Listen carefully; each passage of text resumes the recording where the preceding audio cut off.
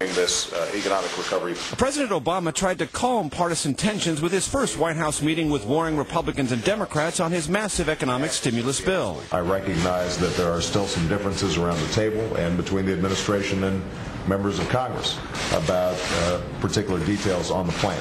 That's putting it mildly. House Republicans, having been rolled yesterday at the committee level, brought to the president a proposal to slash income taxes for more than 180 million taxpayers, cutting the 10% rate by half, the 15% rate by a third. The president and Democrats much prefer a $500 per person refund on payroll taxes, which would benefit more than 40 million individuals and families that pay no income taxes at all. 24 yeas and 13 nays. House Democrats muscled that through the Ways and Means Committee without a single Republican vote. Virginia Republican Eric Cantor, seated at the end of the table at today's White House meeting, pressed for income tax cuts over payroll tax refunds. Mr. Obama said, according to two participants, that debate is over because, quote, I won. That triumphalism came one day after Speaker Nancy Pelosi offered no apologies for Democrats driving the stimulus debate. Yes, we wrote the bill.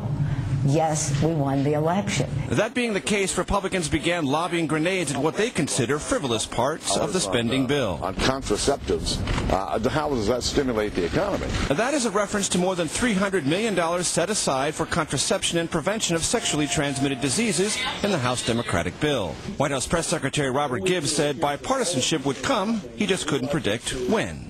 This process is long and one that will wind through many curves, and the President looks forward to working with members of Congress from both parties to ensure that it happens. On another front, even some Democrats have begun to worry the $800 billion of stimulus might be too slow to turn the economic tide. The Congressional Budget Office says more than $200 billion of it won't be spent until the year 2011. The projects should be shovel-ready, shovel-worthy, so that we can get jobs created now. We want to make sure that we are using the people's money wisely, because this is a lot of money, and quite frankly, it's far more than many of us are comfortable. Even so, the White House promises that 3/4 of its stimulus spending will be spent in the next 18 months. That will get people working again, get the economy moving again. That's what the President set out to do.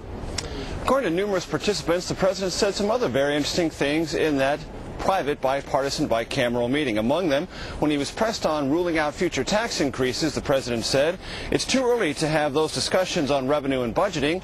Republicans interpreted that as keeping the door open on potential tax increases. The president also said at one point, we all have political bases, we all could lose some seats, I could lose re-election if we don't get this through.